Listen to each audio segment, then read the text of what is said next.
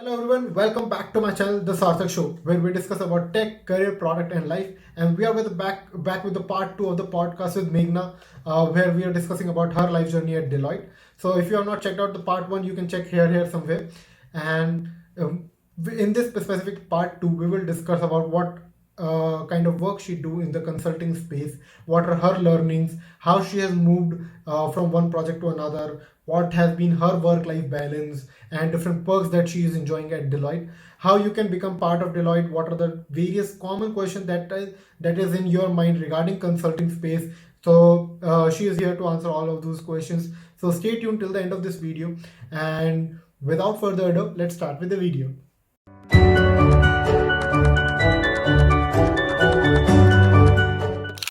How was your experience when joining a consulting firm, and like how have things changed when you have joined Deloitte? So the onboarding process was really smooth. As a college graduate, you get placed normally in I got placed normally at the first beginning part of my third year. So I had to wait for almost a year and a half to actually start working. So that was a long wait, and I did a lot of research on Deloitte during that time. So even if now, if you go type on Google Deloitte work culture, you're going to get such horrible comments under that, and I don't know why, because the work culture at Deloitte has been just amazing. Considering I've worked in a lot of companies already, this is the best work culture I've ever had. So basic questions that I always get from my juniors are, do you have to work on weekends? No, I don't have to work on weekends. And I get questions like, do you get to travel a lot? No, that's one big myth, because you don't always get to go to different countries and states, at least as a person who just joined the company. Right. And the onboarding, I would like to go through the onboarding process, was just smooth, really smooth. They have a lot of trainings for you guys. It's from day one, you have trainings. Okay, the first 3 days goes only in trainings, and then you're put on the bench. But bench, I did not get a chance to even be on the bench. I was taken to a project the day I joined, 2 days after that.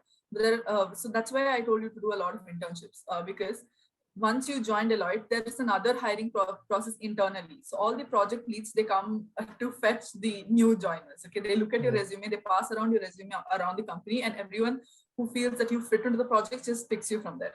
So if you have a good background, right, so they pick you to a project, and they'll try their best to match you to something which is written on the resume. That's why I told, don't write, if you're not into coding, don't write coding, because then you'll be taken into a coding project most probably, and you never know. And there are chances you don't get the same thing which is there on your resume. You might be picked into different projects too. That's another myth, that you just get to work on one thing, because as consulting, like I've already mentioned, is that you have to be a problem solver and a go-getter. You can't be a stringent person telling, I want to stick only to one thing. So if you do not want to be on the bench and you want to stay and thrive in the consulting field, be ready to pick up on any problem. They will train you. Trainings every day, at least there are 4 to 5 trainings. Mandatory ones are there. There are non-mandatory ones. You can pick up anything and you can complete it. They will give you plenty of time, plenty of resources. You can take up a lot of certifications for which they'll pay you once you pass the exams. And that's one of the biggest perk, I would say, because you just have to get an approval from your team lead for the certification. You can complete the certification and they're going to pay you for it. Let it be Salesforce or let it be any kind of certification. That's one onboarding thing and work benefit which I enjoy the most. Second is this work from home right now, hybrid model. If your clients are not in India, which my clients are in Switzerland, so I don't have to actually go to the office anytime soon, even if the office opens up. You can work from home. They give you all the facilities. They give you Wi-Fi reimbursements, and they give you work from home setups. I know these are the smallest thing, but that's the thing that sort of makes you work, right? Like they give you a work from home setup. They give you headphones. You can buy phones. You can buy devices, and they're going to reimburse. They have a very good budget for that. That's what I was telling about. The CTC does not include any of these benefits. You get a sign-on bonus. If you're from college, you get a sign-on bonus. If you're a lateral hire, you don't until you ask for it, and I don't know how that works. But college, you get a pretty decent sign-on bonus. So perks and benefits overpowers, according to me, overpowers most of our salaries, at least for beginners. You get really good ones, and there are a lot of awards and recognitions every single month. And you have money flowing in during the awards and the recognition time, because if you're awarded, it's not like you just get like some small voucher. It's a huge voucher. It's a good number, and you can actually go out with your friends, and they give you good ones for traveling, and they actually give you gym membership reimbursements. They focus a lot on you as a person, you as an individual. they actually believe in you as a person, and they trust your time, that you utilize the time properly, and they respect your family time. So work life balance is just great, and onboarding is great, perks and benefits are great.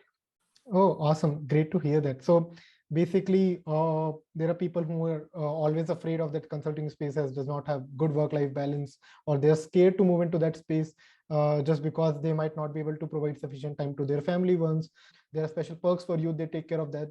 And these are very small things, but they matter a lot, as in providing that work from home setup to work efficiently and more productively, and things to make your experience more smoother. So I think that's a great part to hear. Like Deloitte as a company is very good and doing their best part for it, and it shows that the employee becomes the brand ambassador for the company itself. Like as Meghna is appreciating the efforts, so this is how the company works. So moving on. So how, Meghna, is your work going on? As in, what kind of typical work that you do as a business technology analyst, and how one can expect what kind of projects or what kind of team would be they be part of, or any special skills they should know or they should learn to become a good business technology analyst? Okay, first I'd like to start with the last question.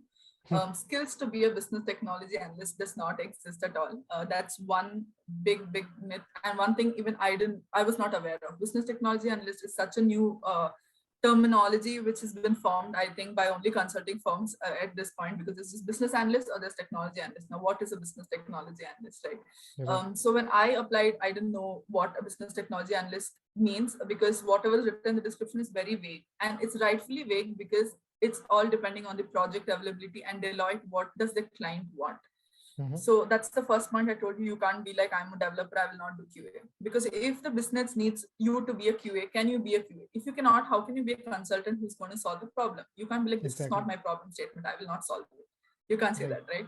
So that's one huge thing for a business technology analyst. So skills, if I had to talk about skills that way, I would tell you should be a problem solver. You should be a go-getter. All soft skills, right? You should be able to learn things, adapt quickly, interact with clients, make good PPTs. All those basic skills are the biggest skills over here.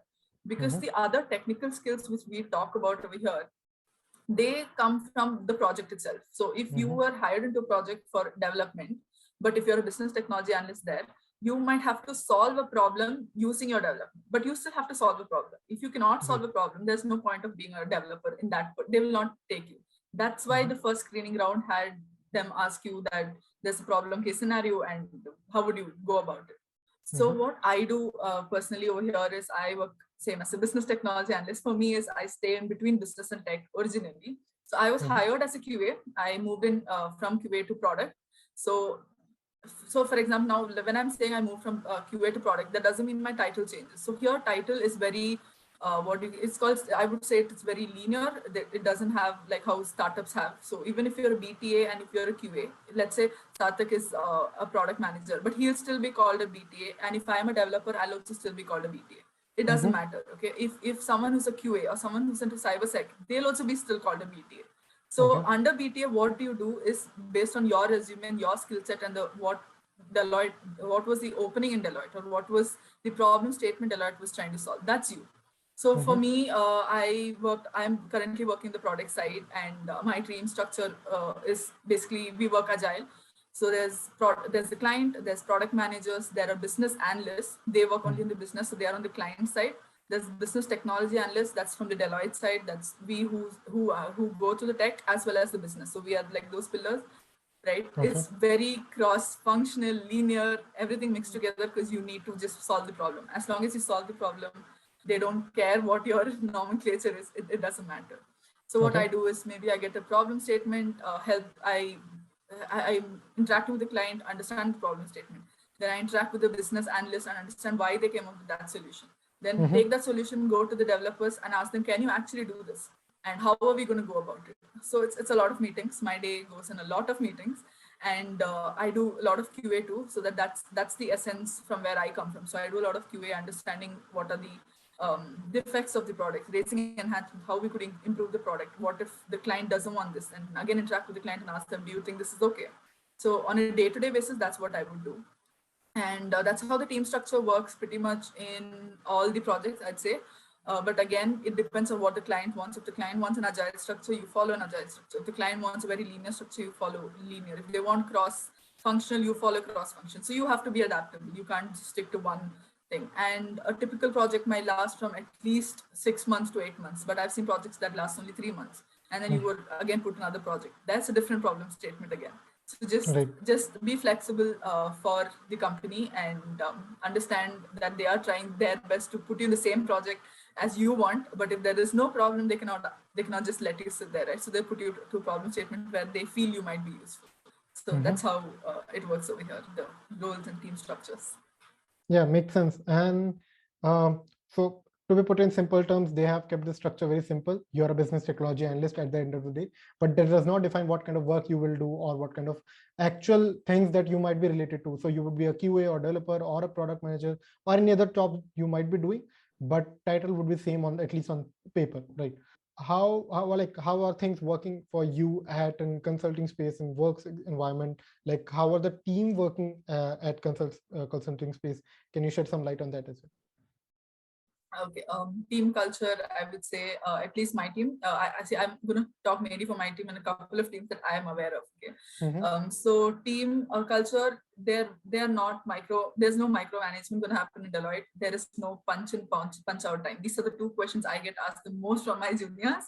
So you don't have to punch in at 8, you don't have to punch out at 10, but respect that sort of freedom given to you and work for the 9 hours. Let's say you're charging the client, right? So when you're charging the client, respect their money and just work for 9 hours. I mean, you are being paid for that. But there is no punch. No one's going to check on you. Did you actually work 9 hours or not? As freshers, I think this is one thing I used to always think, that my work will not matter for the business. I thought I will just do research work and I have to give the data. No. Even a small mistake I do would create a huge impact for the client, and it could be a good impact or a bad impact. So it depends, right? So like how Deloitte has their own statement, like impact that matters. And I thought it was just a statement, but it was so true, because there are a couple of mistakes which I did, which actually did an impact. And there are a couple of good things which I did, which actually increased the revenue of the company. And they will reward you for everything. Okay. If you're a BTA, that's the lowest. That's where you start, because you're just a college graduate. Then you have analysts. So they'll just, from associate, they'll make you a normal analyst, or they might make you a senior one, depending if you have an MBA and all those things consideration. Then you have consultants, you have senior consultants, then you have managers, then you have directors, and it goes like that. But here promotions do not work how they work in startup. What I mean is, you in a startup, like I have had experiences, even if I do really good for 6 to 7 months, they'll actually promote you because they know you're deserving to go to the next level. But here you need to have that, for example, 1.5 year of experience, or 1 year of experience, which is defined by the company, which is the bare minimum. You can be the best, you'll still have to complete the bare minimum. And they do have a rightful explanation for that, because once you move ahead, right, you have new team members joining in under you. So you need to have that managerial capacity. You need to have that problem solving within the team capacity, which comes only through experience. You don't get it just because you're good technically. That doesn't mean you'll be good at managing a team. So they have a rightful explanation for that, which I know is saddening for most of us, because we just want to climb up the ladders fast. But it is worth the wait. Another thing I would like to mention is the flexibility in all aspects. For example, now, if you want to move from one project to another project, I get this question. If I was hired as a QA and I want to move into development, how fast can I do that? It requires 1 year, guys. Think practically, you have been hired for a position which you agreed upon, right? How you cannot demand for something else without even finishing that one term, or at least till the project gets completed. There are times where they do that, but I don't think it's respectfully right for us to ask for it. So unless you can always mention it to your coach, there are a lot of people who are not even going to be in your team, who are going to be above, separate from your team, who's going to help you with the journey. We have coaches, we have resource managers.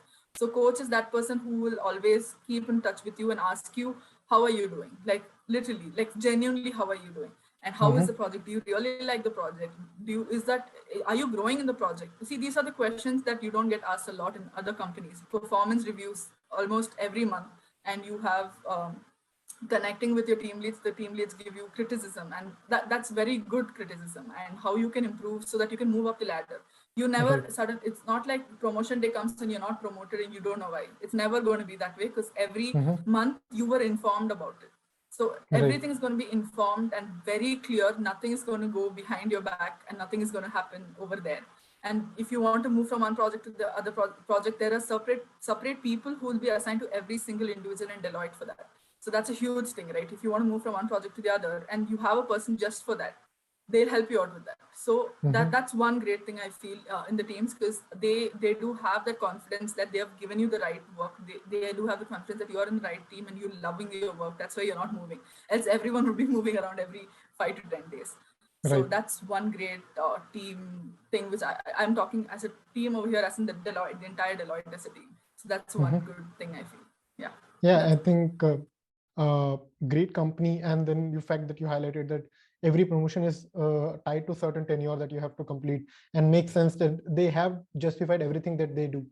Things work at Deloitte, how the consulting space works, and how Deloitte is doing some amazing work out there for their employees and making a mark in the space. Thanks for your time and for sharing all of these things. And I hope our audience will be able to get a lot of information, get to know all of these things that will be helpful. You have answered all of these queries that at least I had in my mind. So thank you so much for that. Yeah, thank you so much, Sarthak, for having here, guys. Any questions, please feel free to head out to LinkedIn and reach me out over there. I can ask Sarthak to maybe tag me down here. But one thing, guys, I know there's very less information about interview prep on consulting or anything related to consulting, and Western, I guess consulting is a really great place, a really good name, and Deloitte is one of the best companies I feel to work for. So yeah, thank you so much, Sarthak, again. Yeah, thanks for sharing that. And for the audience listening, keep hustling. As Meghna mentioned, that you have to try your best. And for all the queries that you might have, you want to connect, I will put her LinkedIn link in the description box below. You can check that out. Any other queries or comments that you want to highlight, you can mention the comment box below. So thanks again. Thanks for sharing those stories. And I will see you in the next video. Till then, take care. Bye-bye. So folks, with this we come to the end of part 2 of this video with Meghna. I hope आपको ये video काफी अच्छी लगी होगी. If you have really enjoyed this video, press the like button. So hit the subscribe button near that, and you will get more of my awesome videos. And also press the bell icon near that so that you get a notification every time I put a new video. And please share this video among your peers, among your friends as much as possible. And if you have any questions, you can mention in the comment section below. If you have a new request for a video, or you want me to bring someone as a guest, please mention in the comment section below. I will try to do that. And till then, take care. I will see you in the next video. Bye bye.